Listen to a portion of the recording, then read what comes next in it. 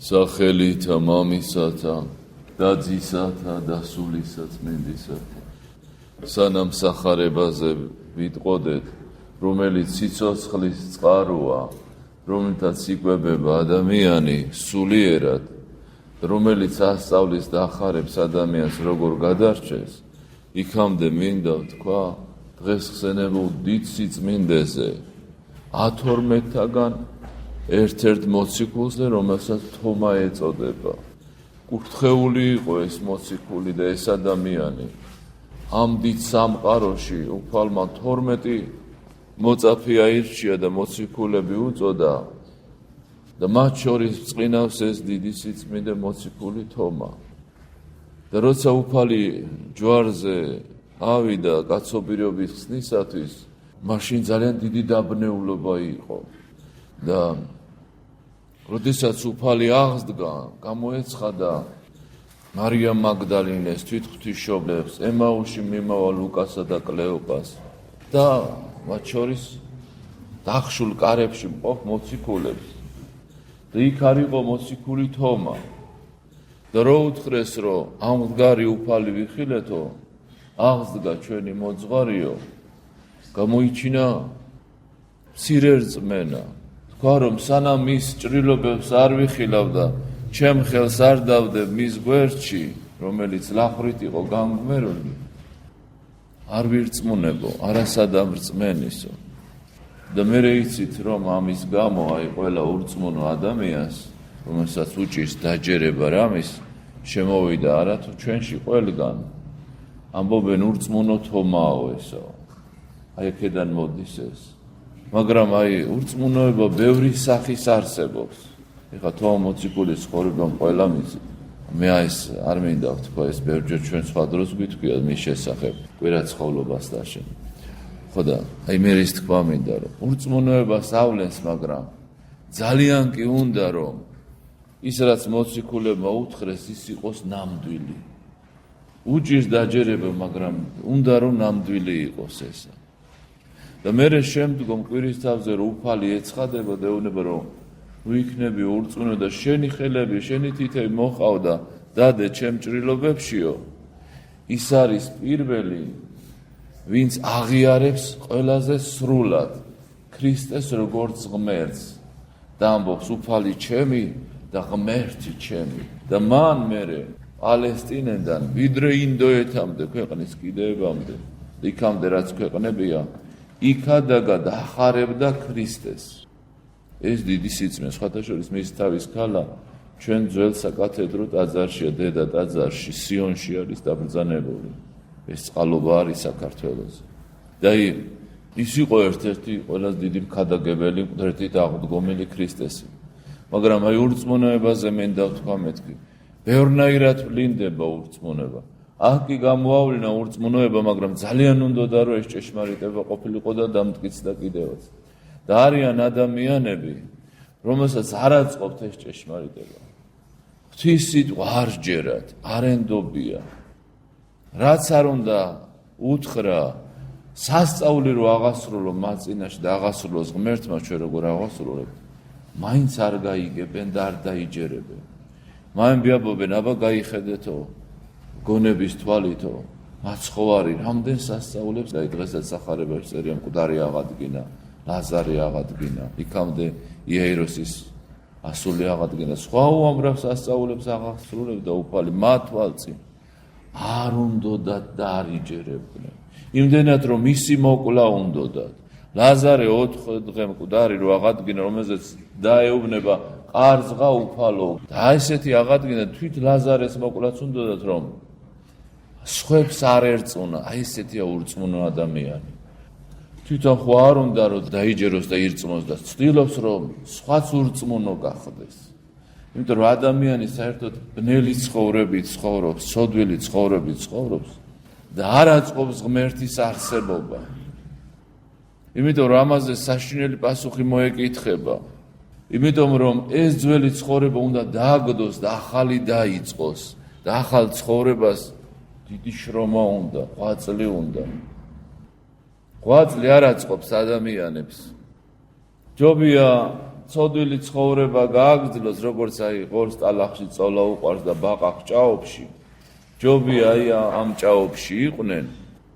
ოღონდ არ დაიწყონ სულიერი ცხოვრება, არ აწყობს ადამიანს. ამიტომ აწყობს რომ არ დაიჯეროს ღმერთს და ღვთის სიტყვა. თომა პირიქით ძალიან უნდოდა რომ ეს ჭეშმარიტი ყოფილიყო. აი ამაში არის საქმე, რომ აი ესეთი ურწმუნო მდგომარეობაში ადამიანი, იოანე ნათლისმცემელი უდაბნო იყო, წმინდა ცხოვრობდა და ამბობენ ფანატიკოსიაო, ეშმაკეულიაო. მაცხოვარი ქორწილშიც კი მივიდა, ხალხთან იყო და ესო ცოდვილებთან ზისო და ჭამსო და სვავსო. არც დიდი ასკეტობა მოიწონეს, არც მაცხოვრის ხალხთან ყოფობა მოიწონეს. აი მიზეზები და ასეთ უფალმა ჭირვეული ბავშვები უწოდა. ჭირვეულ ბავშვებს გვანანო, რომელსაც არც ისახარებს, არც ისახარებს. აი ესეთი არიან ადამიანები. ეხლა გამოდიან და ათეიზმს თუ არ ამბობენ, რომ ათეისტი ვარ და ამბობენ, რომ ღმერთი მწამსო და მღვდელი არ ამწამსო და ამით რომ გაამართლონ თავიანთი ურწმუნება, ეს მღვდელიც ღმერთმა დაადგინა. ძველი აღთქმის სამღვდელოება და ახალი აღთქმის სამღვდელოება ღმერთმა დაადგინა. რამე რო დასჭირდებათ, ნათლობა, ჯვრისწერა, მიცვალებულის გაპატისცნება ყველა ჯვარის წერია, სახლის კურთხევა, რამე ისეთი რომ გაჭირვება ექნება სულიერი ამ პარაკლისის გადახდა თუ პანაშვიდია თუ ან რაღაცა გაუმწარდებათ სული და ახსარება უნდათ ან რამე ეგეთი. მაშინ კი სწამ და მოდიან ერჯერადაც. მაგრამ მოიძახიანო არ ამწამსო. აბა მედიცინა შეიძლება გავაუქმოთ იმის გამო, რომ ნაკვლევანი ექიმები არსებობენ და რამდენი ღირსეული არსებობს. იგივე სამღვდელოებაში. შეიძლება ვიღაცა წაიქცეს, როგორც იუდა წაიქცა. პეტრე წაიქცა, მაგრამ შეინანა. შეიძლება ვინმე წაიქცეს, შეეშალოს, ეს არავინ არ გამორიცხავს, სადაც ადამიანი იქ ცოდვა და სიზუსტეა. მაგრამ ამის გამო უარყო ეკლესიურობა და სულიერი ცხოვრება და მოღვაწეობა და წმინდა ცხოვრების დაწყება და ცოდვათა მონანიება. აიო, გრძელი მსახურებებიო, გრძელი მარხვებიო. ეხლა კალენდრის მომენტი უდგებათ ხოლმე, როცა ახალი წლები მოდის, კალენდარიო შესაძლებელი. ანუ მიზეზებს ეძებენ ადამიანები, რომ ურწმუნოდ და უღმერთოდ დარჩენ. ეგრე კათოლიკებმა და პროტესტანტებმა ყველაფერი დაუთმეს, გაიოლეს, გაამარტივეს, ყველაფერი და დაეცალათ ტაძრები მრევლისგან. ხალხი ხვდება შინაგანად, რომ მარტივი არ არის სულიერი ცხოვრება, რომ ზღვა წლის სჭირდება სულიერ ცხოვრებას და გადარჩენას, რაღაცა მიწიერი საფასერო მოიპოვო და რაღაცა ღირებული, რამდენი შრომა უნდა ჩადო, აი სახლი რო ააშენო, რამდენი შრომა უნდა ჩადო და ზეცაში რომ არადიული სამყოფელი გაიმზადო, მაგას რამდენი შრომა და ღვაწლი უნდა, რომელიც არასოდეს დასრულდება ის სიხარული. ამიტომ აი ეს თომას ურწმუნოებიდან დავიწყეთ ამ დიდი მოციქულისა და პირიქით მას თხოვოთ, რომ რწმენა კეთილი გამტკიცდეს ჩვენში და ჩვენ ვიყოთ მისნაირი რწმენა გქონდეს და მოგმადლოს უფალ და ვის აძლევს რწმენას უფალი. აი უფალი ამბობს, რომ ვერავინ მოვა ჩემთანო თუ მამამო, რომელმან მე მომავლინ არ მიიზიდაო ისო. ეს რწმენა დიდი ნიჭია ღვთისა. და ვის აძლევსო, მაემბი ამბობენ, ვინც სიკეთისაკენ მიდრეკილია და ვინც ცდილობს, რომ ღვთის ნებით იცხოვროს და არა თავისი ნებით. ადამმა ღვთის სიტყვას ფეხი დაადგა, არაფრად ჩააგდო და რა დაემართა მას და მთელ კაცობრიობას. ღვთის ნებით უნდა ცხოვრობდეს ყველა ადამიანი და ვინც ღვთის ნებით ცხოვრობს და ვისიც სიკეთის ნაპერწკალია, ის გაღვივდება და დიდ ცეცხლად გადაიქცევა. აი მას მიემადლება ეს რწმენა და ინებოს უფალმა, რომ რწმენა კეთილი გამტკიცდეს ჩვენში და მარადის ვადიდებდეთ, ისე როგორც თომა მოციქულმა ადიდა, უფალი ჩემი და ღმერთი ჩემიო. და აი სახარებას მინდა დაუბრუნდეს, სახარებაზეც მინდა ვთქვა, რომ აი დღეს წავიკითხეთ, რომ პალესტინაში მიდიოდა უფალი და მიადგა ქალაქის კარიბჭეს, ნაინი ერქვა ამ ქალაქს. და მაცხოვარს უამრავი ხალხი დაჰყვებოდა, აი გონების თვალით რომ გადავიდეთ იქ. მიდის მაცხოვარი, მიყვებიან მოციქულს და უამრავი ხალხი მისდევს. იქიდან კიდე მოდის დიდი პროცესია მიცვალებული წინ უძღვით, უკან დედა მგლოვიარე და ქვრივი ერთადერთი შვილის პატრონი დრასიმწარე ექნებოდა და მისი ესე იგი მოყვარენი და თანამოზიარენი მწუხარებისა და ეს ორი პროცესია მოდის. უფლისთვის არაფერი არ უთხოვიათ. თვითონ მივიდა უფალი და გააჩერა ეს პროცესია, შეეწყალა ეს ტირალი დედა და აი ეს ჭაბუკი აღადგინა მკვდრეთი და მისცა დედასათვისაო და დიდი საოცრება იყო ეს და საკვირველობა რა თქმა უნდა და ძრწოდა ხალხი, თრთოდა, შეძრწუნდა ხალხი ამ სასწაულს ხირველი და ადიდებდნენ ღმერთსო დიდი წინასწარმეტყველი აღვიდგინაო, იმიტომ რომ ღმერთმა აი იქვე ერთი გორის გადაღმა ნაენის იქით ელისემაც მოახდინა ეს სასწაული წინასწარმეტყველმა ქვრივის ვაჟი აღადგინა და ასევე ილია თეზბიტელმაც აღადგინა, მაგრამ ისინი ღმერთს ევედრებოდნენ. აქ მაცხოვარმა თვითონ აღადგინა და მამებიამბობენ რატომ მოხდა ეს აღდგინებაო? ჯერ ერთი რომ ეს დედა ძალიან შეეწყალა და ადამიანი ძალიან უყვარს და ეწყალის ღმერთს და ჩვენც მაგალითს გვაძლევს უფალი ჩვენი დიდება მისახეს რომ მოწყალე უნდა იყოს ადამიანი. სხვისი გაჭირვების სადმე ესე იგი არ უნდა იყოს სხვისი ჭირი ღობეს ხირიო. ხალხი რო იტყვის სხვისი ტყივილი შენც უნდა გტკიოდეს ამის სახეს აძლევს უფალი. არავის უთხოვია დახმარება, მაგრამ თვითონ მივიდა. მეორე რა იყო, აი რატომ ხდება რომ გაქვავებული გული ჰქონდათ მაშინ. და დიდ სასწაულის, იმიტომ უშვებს უფალი, რომ აი დიდ სასწაულს რო იხილავდნენ, მათი გული შეძრულიყო და რწმენა რაღაცნაირად ჩასახულიყო მათ გაქვავებულ გულში. და არაფერი არ გამოდიოდა, ეხლა რომ ბეტონზე დათესო არ მოვა, მიწა უნდა. გაქვავებული ყვა ჰქონდათ გულში. და აი დიდ ძალისხმევას ანდომებს უფალი, სასწაულს აღდეს, მკვდარს აღადგენს, ოღონდ რამე გაიგოს ამ ქვად ქცეულმა ხალხმა. და მესამე რა არის? აღდგომა რო ირწმუნონ ადამიანები. უფალმა სამი მკვდარი აღადგინა და მერე ჯვარს მის მერე უამრავი წმინდა ადამიანი, რომელიც საფლავებში იყო მიძინებული, წერია რომ აღდგენ, გამოვიდნენ, შევიდნენ ქალაქში და გადაგებდნენო. აუცილებლად იქნება აღდგომა. მოციქული ამბობს, რომ თუ აღდგომა არ არისო, ქრისტე არ აღდგარაო და თუ ქრისტე არ აღდგომილარსო, მაშინო ჩვენი ქადაგება და თქვენი რწმენაც უცრუაო.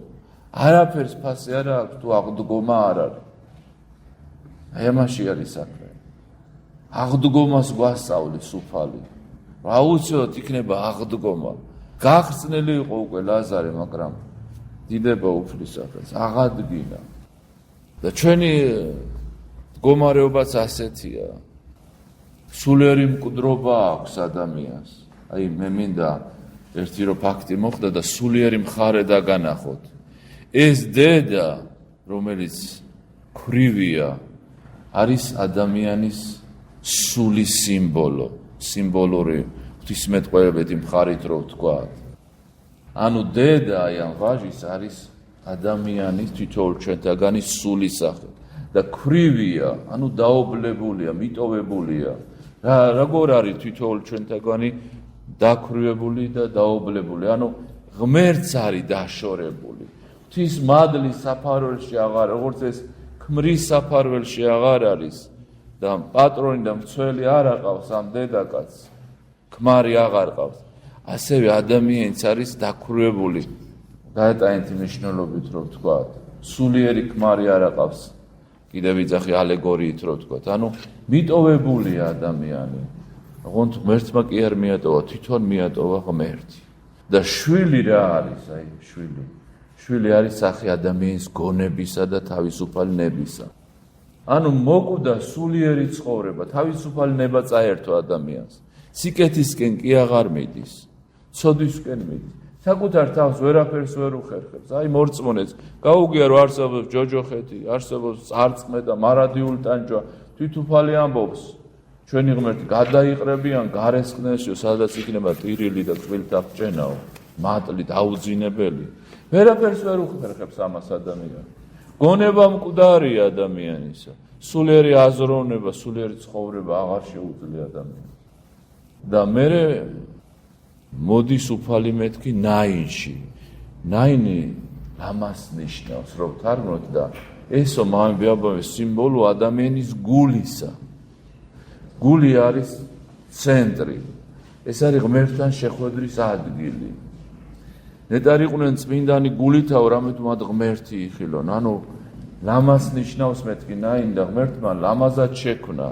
ანუ სიკეთით აღავსო ადამიანი, მაგრამ სიკვდილმა და მწუხარებამ დაისადგურა ადამიანის გულში. იმიტომ რომ იქ სიკვდილია, ანუ სულიერი ცხოვრება აღარ არის. აი ადამზია რო კარგად გაიგოთ რას ნიშნავს. ადამს უთხრა გველმა და გველში ყოფმა ეშმაკმა, რომ არ მოკვდებითო თქვენო თუ შეჭამთო აი ამ ნაყოფსო ხისა, კეთილისა და ცნობარის შეცნობისა და ადამი მართლა არ მოკვდა. ოღონდ ადამი არ მოკვდა ხორცით, მაგრამ მოკვდა სულით, რა გაგებით, სიცოცხლის წყაროს ღმერთს დაშორდა უფალო შეგვიწყდა. აი აქ ამ სიკვდილზე ლაპარაკი, არა ბიოლოგიურ სიკვდილზე, სიცოცხლის წყაროს, ვინც დაშორდება ღმერთს, ის უკვე მკვდარი. ვას რომ მოაჭრი რქას, კი გიჭირავს ხელში ვაზის რტო. ლერწამი, მაგრამ ის მკვდარია სიცოცხლის წყაროს ვას არის მოშორებული. აი ამ სიკვდილზეა ლაპარაკი, რომ ნაინში ხო სიკვდილი და მწუხარება იყო. ადამიანის გულშიც მწუხარება თუ სულიერი ცხოვრება კვდება მის. თავისუფალება წაერთმევა. და მოდის უფალი და არავის უთხოვია მეთქი ხაზი გაუს. აი შეიძლება ლოცვის უნარიც კი არ გაგაჩნდეს. ანუ ლოცვა არ ითხოვნა, მაგრამ მაინც მოვა უფალი და რატომ მივიდა? შეეწყალა ეს დედაკაცი, ანუ რადგან წუხდა.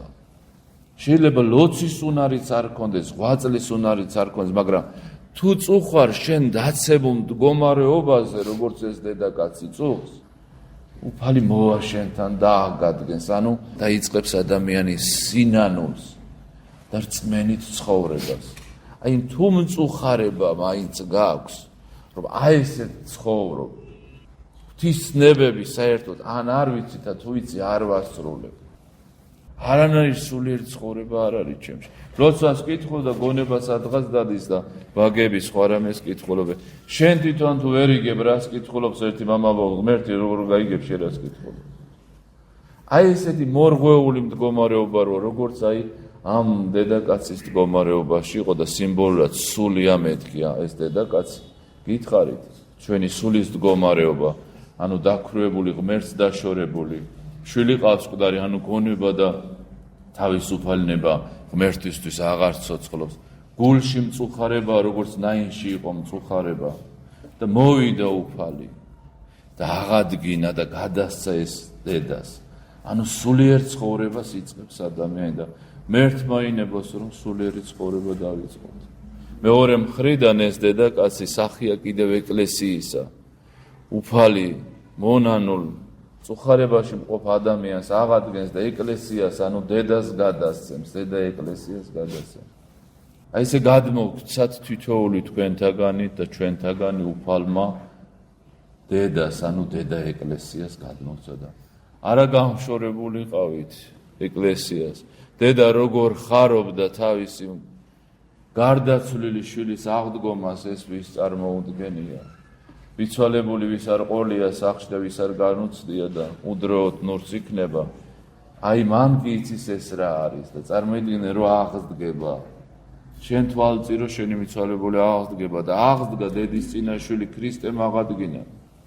და ხარობდა დედა, აი ესე ხარობს ეკლესია, როცა დაკარგული შვილი, მკვდარი შვილი მოდის, ანუ სულიერი ცხოვრებისთვის მკვდარი ბრუნდება და უფლის წიაღში მოდის. დედის წიაღში მოდის. დედა არ გაუშვებდა ხელს, რა თქმა უნდა. ეკლესიაც არავის არ უშვებს ხელს. ეკლესია ცდილობს ყველა ადამიანის გადარჩენას. და როგორც ცდილობს ეს წუთი სოფელი თითოეულ თქვენთაგანი დააბრუნოს, აი როგორც ღორიო ტალახს დაუბრუნებს ძაღლი თავის ნათხევარსო, ხშირად ესე ბრუნდება ადამიანი წარსულ ცხოვრებაში. ურწმუნო ცხოვრებაში გაიტაცებს ამ ქვეყნიური ამაო საქმეები, საზრუნავები დედა ისევ რჩება შვილის გარეშე და ნუ იყოფი რომ ნაინელ ქრივს კიდე მოუკვდეს შვილი და განშორდეს არა მასთან იყოს არასოდეს აღარ გამშორებულიყავით უფალმა მოვკვიდა ხელი თვითოულ ჩვენთაგანს და მოგვიყვანა დედასთან დედა ეკლესიასთან და დიდი სიხარულია და ზეიმია თქვენზედა და ქვეყანასა და მარადიულ სიცოცხლეს შოცა უფალი ენებებს მარადის გვედიდებინოს ღმერთი მამა ძედა სული წმინდა ღმერთმა დაგლოცო წყალობო გაგატანო გაგახარო ჩვენთან არს ღმერთი